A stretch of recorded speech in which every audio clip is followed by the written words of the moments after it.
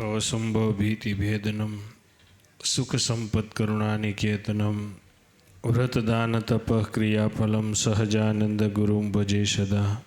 इष्टदेव भगवान स्वामीनारायण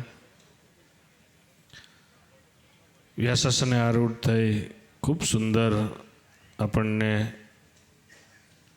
કથામૃતનું રસપાન કરાવ્યું એવા પૂજ્ય સદગુરુ શાસ્ત્રી નિત્ય સ્વરૂપદાસજી સ્વામી, આ સમગ્ર આયોજક મહોત્સવના એવા કેશવજીવન સ્વામી, ગુણસાગર સ્વામી, આ જેમના માધ્યમથી મહોત્સવ ઉજવાઈ રહ્યો છે એવા સદગુરુ જ્ઞાનજીવનદાસજી સ્વામી, અમારા જૂનાગઢ મંદિરના ટ્રસ્ટી રાધારમણ સ્વામી, કેપી સ્વામી આદિ ધામધામથી પધારેલા બ્રહ્મનિષ્ઠ સંતો, યજમાનશ્રીઓ અને ભાવિક ભક્તજનોને ભાવથી જય સ્વામિનારાયણ।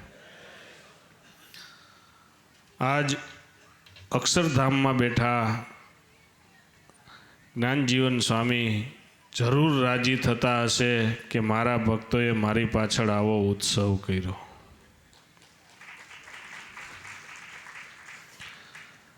ગુણાતીતાનંદ સ્વામી કહે ગુરુ કરવાને તો 3 પ્રકારની શુદ્ધિ જોવી।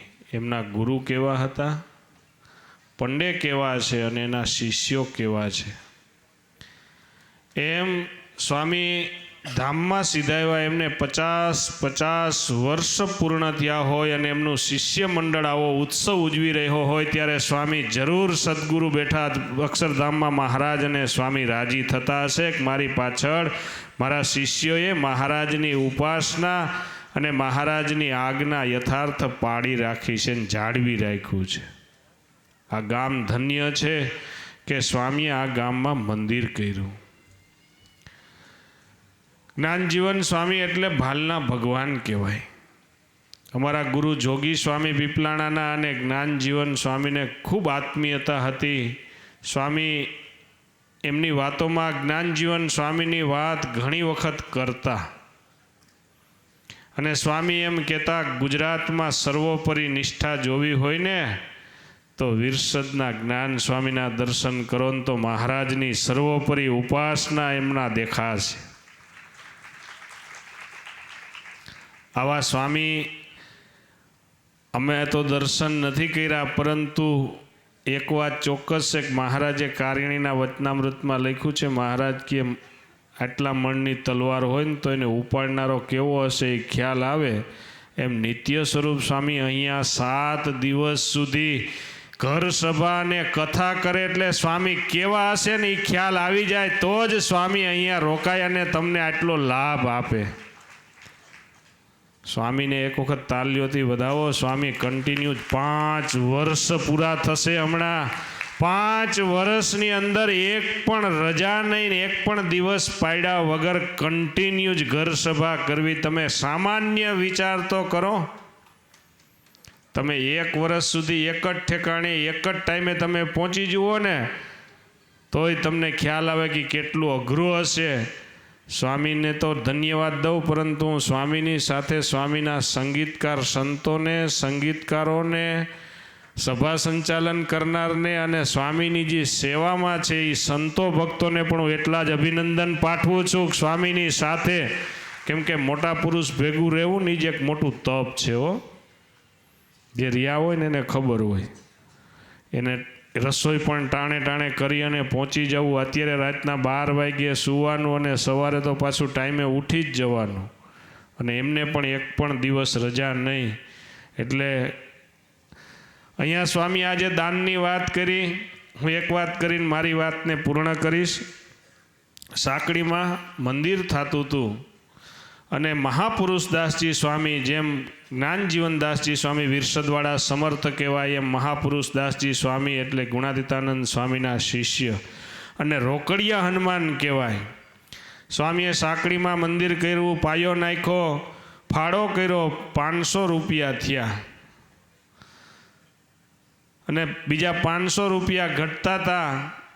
સ્વામીએ એક તમારા જેવા ગ્રહસ્થને હરિભગત સુખી હતા એમને કીધું બોલાવીને કે સ્વામી અહીંયા ભગતને અહીંયા મંદિર કરવું છે ને 500 રૂપિયા ઘટે છે।